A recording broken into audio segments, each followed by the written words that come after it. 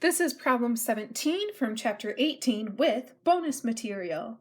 In this problem, the center O of the thin ring of mass m is given an angular velocity omega naught. If the ring rolls without slipping, determine its angular velocity after it has traveled a distance s down the plane, and we're going to neglect the thickness of the ring. Okay, so we want to find the angular velocity after the ring has traveled a distance s. It's starting at 0, it's going down the incline, which is at an angle of theta, and we're going to use work energy to solve this problem. So if I take a look at my work energy formula here, I need to know the initial kinetic energy. Well, it's given an initial angular velocity of omega naught. And if I go to my equation for kinetic energy here, I have T1 is equal to 1/2 the mass times the velocity of the mass center initially, so let's call that V naught squared, plus 1/2. And then this is the moment of inertia about the mass center, so that's I sub g times omega naught squared. For the ring, you can look in the back of your textbook, but this moment of inertia for the ring you can remember is mr squared because all of the mass is at a distance r from the mass center. So G is equal to mr squared, and you can also get that from doing the integral here. Since all of the mass is at the same distance, this just gives you r squared times m. Okay, and then the ring is rolling without slipping. Since there is no slipping, V naught is equal to r times omega naught. So now I can rewrite my expression for the initial kinetic energy. V naught is r times omega naught, and the moment of inertia is mr squared. Well, this is 1/2 mr squared omega naught squared. This is 1/2 mr squared omega naught squared. So that is just mr squared omega naught squared. Okay, now at time 2, it's still rolling down the incline. The only difference, and it's still rolling without slipping, you just have a different angular velocity. So at event 2, we have the mass is still the same, the radius is still the same, it's just the angular velocity, which is different. And we're going to call that omega since they asked us to find, well, we're going to call it omega. Okay, which is what we're looking for. And then I need to find the change in gravitational potential energy for equation 1818. So the ring is going down the incline, so the height is decreasing, so that's going to be negative. And the gravitational potential energy is m times g times h. So if it's going down a distance s, and this angle is theta, this is s times sine theta, and since it's going down, it's negative, so this is s sine theta.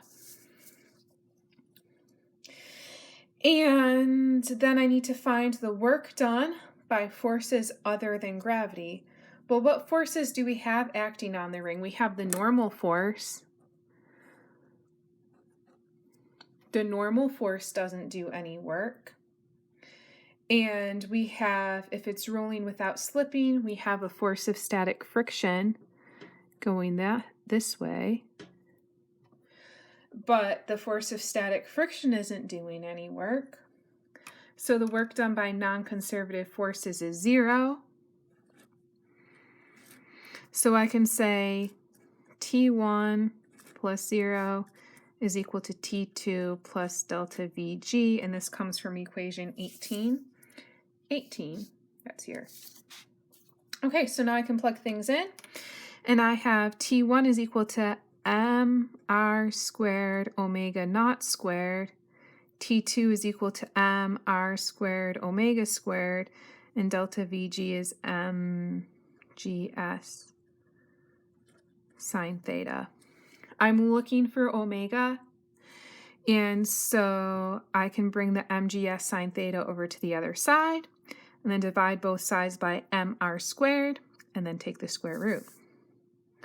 And I get omega is equal to the square root of, first we bring the mgs sine theta over to the other side, so that's mr squared omega naught squared minus mgs sine theta, then divide by mr squared, and that gives you omega is equal to omega naught squared minus, when you divide this by m, the m's cancel out, and you have gs sine theta divided by r squared. And that is, whoops, when you bring this over to the other side, it would become positive. And that is our final answer. Okay, now it is time for the bonus material. So we're going to look at any object, so it doesn't have to be a ring. So this is going to be an object with a radius of gyration k, so that I is equal to mk squared. We want to find the speed of the mass center at the bottom of the incline. Okay, so let's say we're starting off at a distance s from the bottom of the incline. We'll say the angle is theta. Let's say the mass center is at a distance s from the bottom of the incline. So the mass center is going to travel a distance s. We'll say the radius of this object is r. So this could be something like a sphere. It could be a hollow sphere, or a solid sphere, or a ring, or a disc, or a solid cylinder, or a hollow cylinder. Okay, and we're also going to say this is rolling.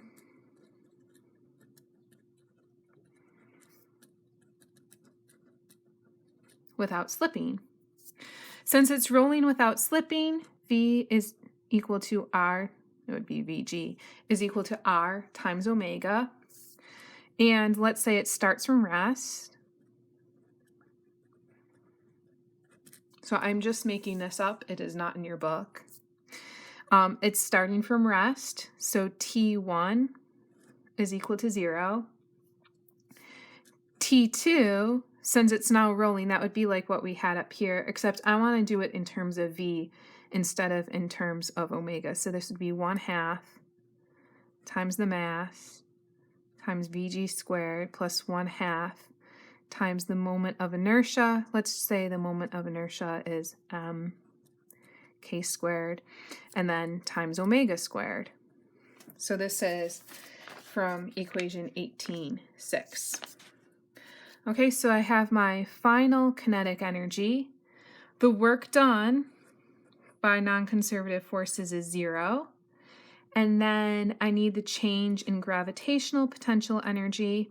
Well, that's just like what we had up here. It's going to be m times g times s times sine theta. And since it's going down the incline, it's negative. Okay, so we can put all that together, and we have, just like we had up here, T1 plus 0 is equal to T2 plus delta VG. And T1 is equal to 0 now because I said it was starting from rest. So 0 is equal to T2, which is 1/2. Oh, wait a minute here. I want to use this now. I just want to say omega is equal to VG over R, and then put that in for omega. So T2 is equal to 1/2 m VG squared plus 1/2 mk squared, and then omega squared becomes VG squared divided by R squared. So that was T2 plus delta VG, which is mgs sine theta. Okay, and I'm looking for the speed at the bottom. So I'm going to solve this for VG.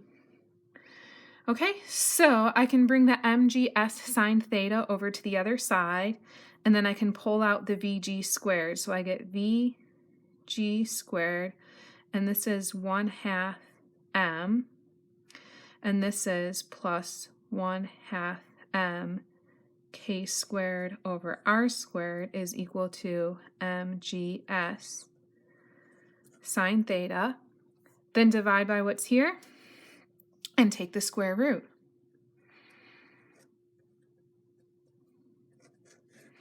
I have an m here, here, and here, so the m's are going to cancel out.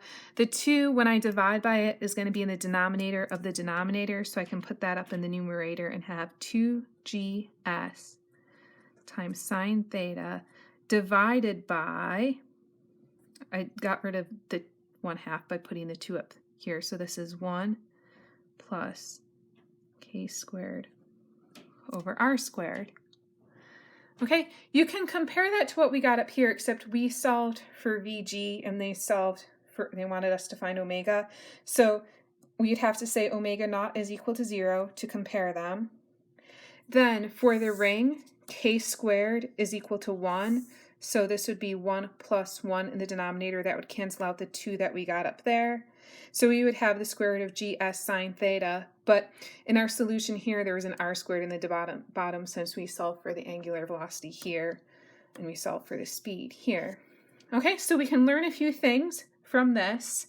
So first of all, the mass canceled out.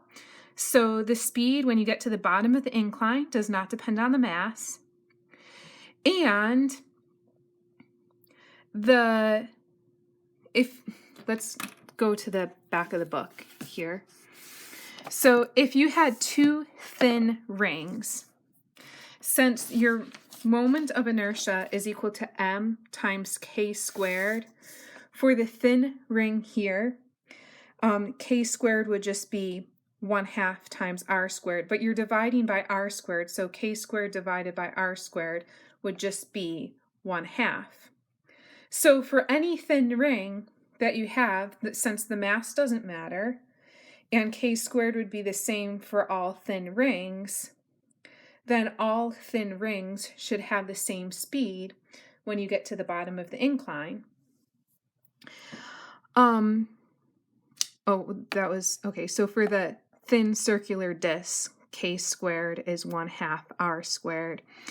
For the thin ring going about the axis here, k squared is just equal to 1. So the mass doesn't matter. The size of the object doesn't matter, since when you look at k squared, it's going to be some fraction times r squared. Then you divide by r squared, so k squared over r squared is just some number. Okay, so this is just some number. So that would be 1/2 here and 1 here. If you do the sphere, k squared divided by r squared is 2/5. And you could look at the cylinder also. For the cylinder, that would be going about the z-axis. That is 1/2, just like the thin circular disc was. And they give you the sphere here. You could look up what the moment of inertia is for a hollow sphere and a solid sphere. So it's different for the hollow sphere and the solid sphere, since the hollow sphere has more of its mass further away from the mass center. So the type of object matters, but the mass and the radius does not matter. And if you take a bunch of different objects and put them all on the top of an incline, they're all going to roll through the same distance, and you can predict how the speeds are going to compare at the bottom. The one which has a faster speed at the bottom is going to get to the bottom of the incline first.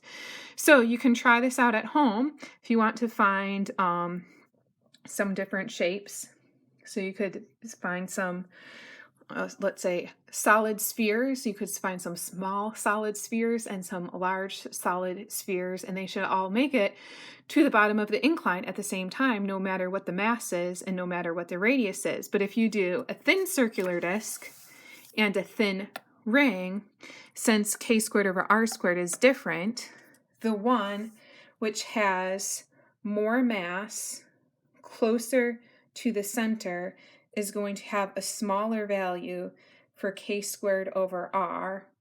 And when k squared over r is smaller, the moment of inertia is smaller, so the speed when it gets to the bottom is greater. So that concludes problem 17 from chapter 18 with bonus material.